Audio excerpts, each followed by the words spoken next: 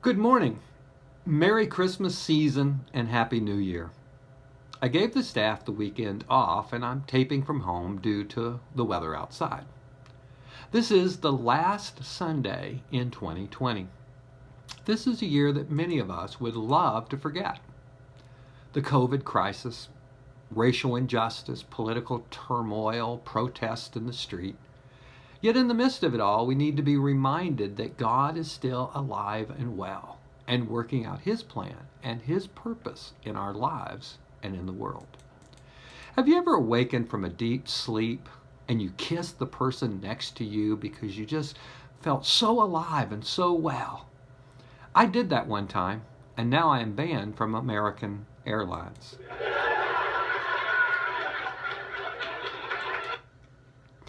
Isn't technology wonderful? Okay, all joking aside, you should be able to wake up tomorrow and kiss the one you love because you feel so alive and you feel so well. All the worries of life, all the problems of the world, all the trials and tribulations are but temporary.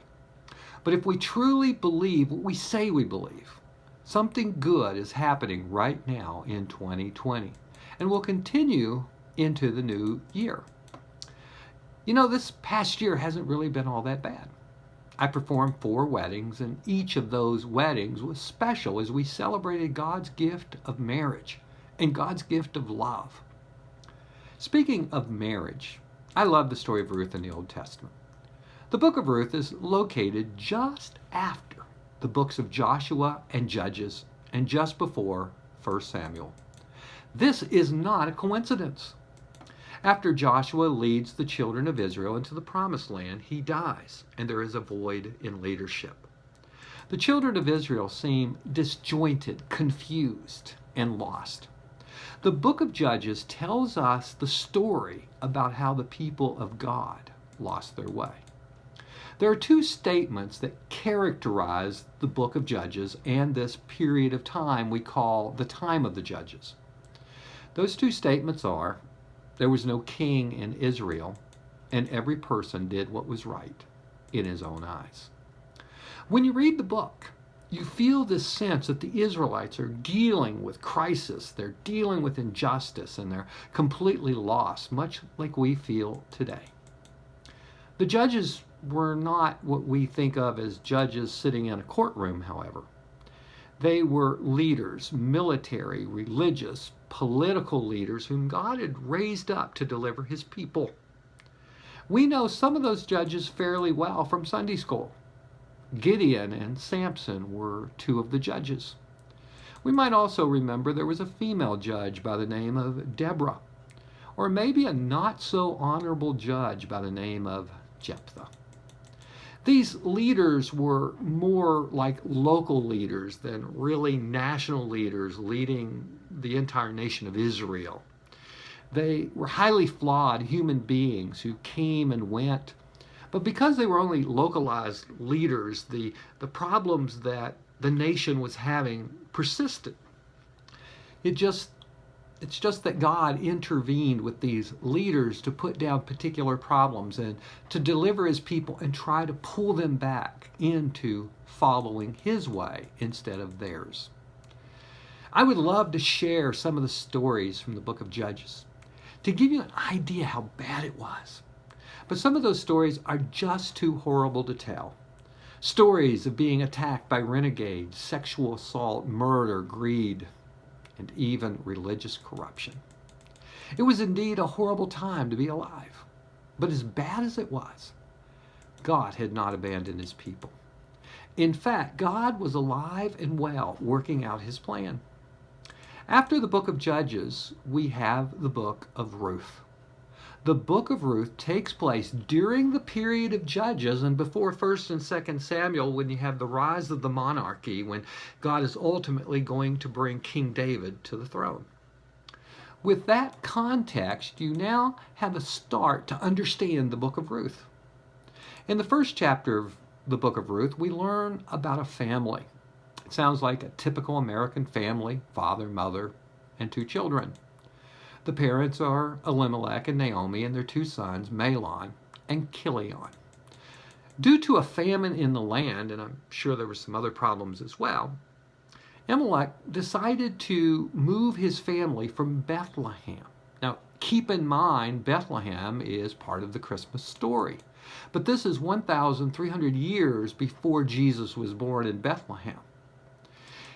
Elimelech decides to move his family from Bethlehem to the land of Moab, and this is where tragedy struck.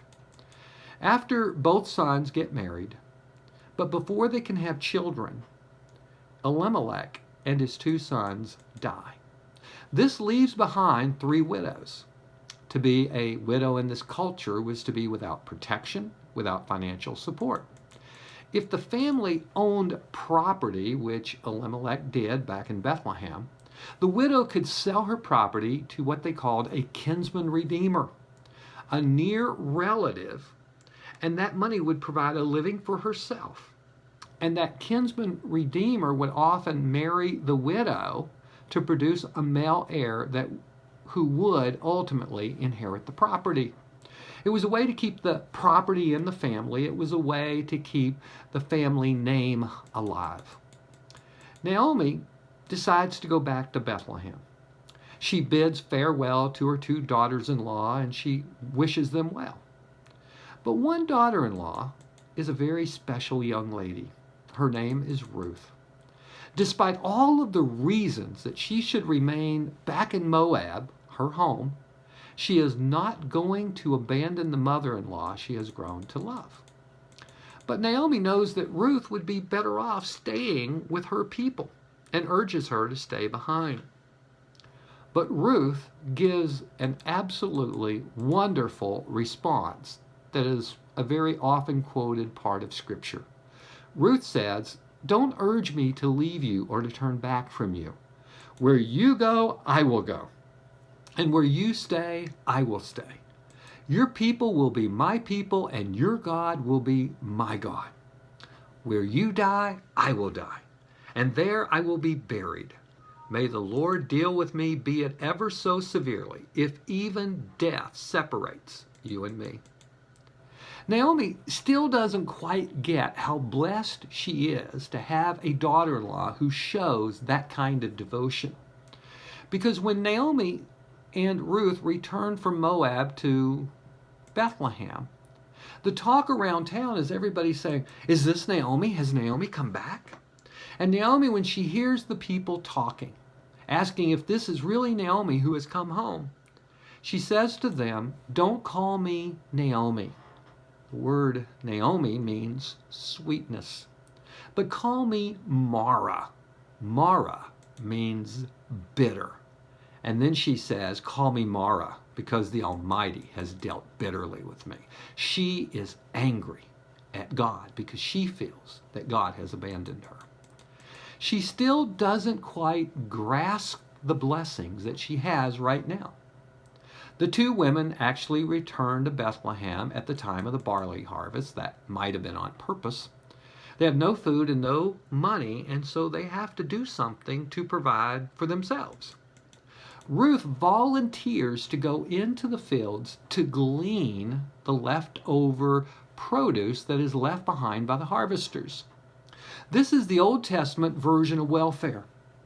In order to provide for the poor, who might starve to death if they had no means of gathering food, the poor were allowed to go into the fields after the harvesters, and they were allowed to glean, to pick up the leftover grain, the leftover crop, and they were allowed to take that home and to keep it. Well, as it so happens, according to God's plan, obviously, Ruth ends up in the field of Boaz, who is a relative of Elimelech, a near kinsman. And Boaz immediately takes a shine to this beautiful young lady. He loves her character, her faithfulness, and her devotions, and she just kind of wins his heart. And so he calls her over. He actually gives her some food, and he tells her, "You can glean in my field. Don't go to anybody else's field. Just stay here, and nobody will bother you." He orders his servants that they're not allowed to drive her away. Apparently, during this time of the judges, when everyone was doing that which was right in their own eyes, apparently some of the landowners were not too happy about poor people coming into their field, and they would drive them off. And of course, her being a young, attractive lady, he also was worried about maybe one of his workers doing something unseemly to her. So he orders them, they're not allowed to touch her. But he also orders them that when they are harvesting the crop, if she is behind them, they're supposed to drop a few handfuls on purpose just for her. Well, when Ruth gets back home and tells Naomi what has just happened, Naomi has stars in her eyes. She starts to plan and to scheme. We are going to get our man. Georgiana used to say that she chased me until I caught her. And that's pretty much what's going to happen in this story. Naomi and Ruth together are going to chase Boaz until they catch him. Naomi comes up with this wonderful plan. She tells Ruth to get dressed, all dressed up, put on some perfume, and go to the threshing floor where Boaz would be late at night, apparently sleeping there to protect his crop from people coming in and stealing it. And Boaz would be there working and probably going to sleep, and she knew that. She said, go in and lie at his feet and see what happens. So Ruth sneaks into the threshing floor, which could have been scandalous in that day. Boaz later tells her, you need to basically leave before anybody knows you were here, because that would cause a scandal. And she lies down at his feet. Now, this would be the act of a slave. This would be the act of a servant, to sleep at the master's feet. Well, Boaz wakes up around midnight. He's kind of startled. There's somebody there, and he wants to know who it is. And she replies, I am your servant Ruth. Spread the corner of your garment over me, she says, since you are a guardian redeemer of our family. What Ruth is doing here, which is really interesting and very different from the culture, is she is proposing marriage. Because in that culture, to spread your garment over another person was to claim that person as yours, to give them a proposal of marriage and say, I want you to enter into this relationship of marriage with me. We have incidences of that in history, and I understand that even today in that part of the world, it's still practiced among some of the people. Ruth is proposing marriage.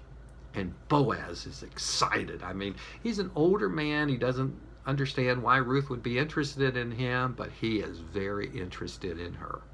And now he's going to move heaven and earth to get her into his life. Now, Boaz has one problem. In order to get Ruth, he has to redeem the property. And then everything with that property goes with it, including the women. It's just the way the culture worked. Different world than we live in today. But there was somebody closer in relationship to Elimelech than he was. And if the other person chose to redeem the property, to buy the property from Naomi, that person would have a right to marry Naomi or a right to marry Ruth. So he has this meeting at the front gate of the city, which is where business would be transacted. And he asked the other kinsman, are you interested in the property? And the kinsman is excited. He wants it, This is a good business decision for him. And so Boaz, who also is a little bit of a schemer, he says, okay, you can have the property. It's legally available to you. But keep in mind, you need to raise up a son to Ruth in the name of Elimelech and his two sons. So the family name is continued. Well, now the kinsman redeemer isn't too excited about this, because this will mess up his inheritance plans. And he looks at Boaz, he says, well, in that case, you can have it all. You can have the property and you can have Ruth. And he takes off his shoe and he hands it to Boaz. That was the same as signing a legal document. The witnesses, the elders of the city who had gathered outside the city gates to observe this transaction, this is the way they would formalize that transaction so that later it could be he said, she said. Once the shoe is handed over, it makes it official, and everybody understands that. Now, this is the point where then Boaz gets the property, and he marries Ruth. The question could be asked, what kind of man was Boaz before he married Ruth? And the answer to that question is absolutely ruthless.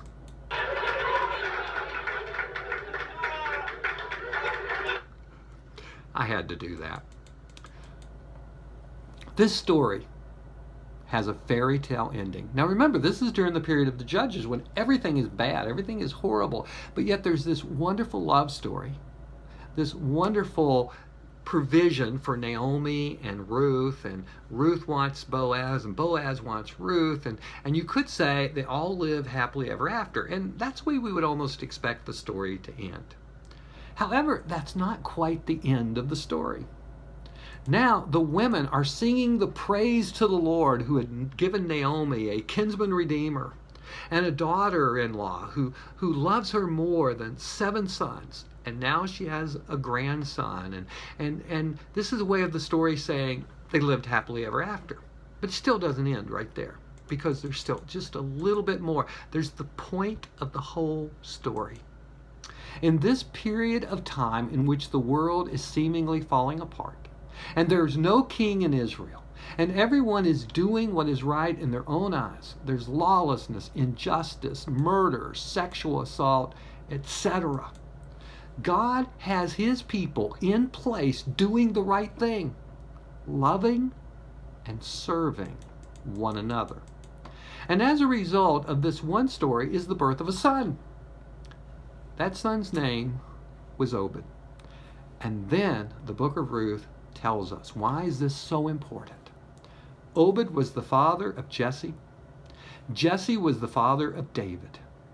David was the future king of Israel, the great-great-great-great-great-great-grandfather of Jesus Christ. During this time in which everybody thought God was missing out of the picture, God was working behind the scenes to bring these two faithful people together in love and marriage, so that ultimately he could bring forth King David, and ultimately after that, his son, Jesus Christ.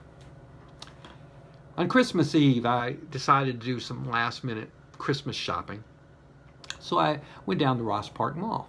And on the way back, it was getting dark, and I was kind of hungry, and I thought I'd swing through the McDonald's drive-thru, pick up a quick sandwich and a drink. So I pulled into McDonald's. There was hardly anybody there at all, and I went around the building, went immediately to the speaker, and I ordered my food. And as I turned around the corner of the building to pay at the first window, there was a car that was already sitting, an SUV sitting at the first window. And I had my window rolled down so I could hear a little bit about what was being transacted ahead of me. And I noticed the young man who was working at McDonald's was leaning out the window, and he had a credit card in his hand. And he was saying to the person in the car, well, are you paying with cash or are you paying with a credit card? And I'm thinking, it didn't make a lot of sense because he had the credit card in his hand. And I thought, well, the person obviously handed you the credit card. Was there a problem with the credit card or whatever? And there's this exchange going back and forth that lasted, not too long, but it lasted for a few moments. And I'm getting a little impatient. I'm thinking, come on, get moving, come on. And then finally they get their transaction done after they understand what each other wants. And he hands the credit card back to the person in the SUV, male or female, I couldn't tell. And then the person in the SUV seemed to just kind of sit there. And their brake lights came on for a moment and then went off and came back on. And I'm being a little impatient. I'm saying, come on. And then I said out loud, not loud enough for anybody to hear me, but I said it. I said, I don't think this person has a clue what he or she is doing. I mean, just move so I can get to the window. So finally the person moves out of the way. And I pull up to the window. And the kid who's working there has this big smirk on his face. And he looks at me and he says, sir, this is your blessed day. He said, your food is paid for by that car that was in front of you. At first I was blown away, and then I kind of felt ashamed of myself because of what I had thought, what I kind of said to myself. My impatience. And I thought to myself, the reason it was taking longer was because this person was explaining to this young man that they wanted to do something for somebody else. They wanted to pay for the food of the person behind them. And I think the lesson in the story is the same lesson we get from the book of Ruth. No matter how bad life seems, no matter how many trials, tribulations that we face in life, we need to be patient. Be patient and wait and see, because God will show us his glory. He will show us his blessings in his time. God is working in 2020 in our world, in our country, and in our lives. He will continue to work in the year 2021. Let us be faithful like Ruth and see what blessings that he will bring. Amen and amen.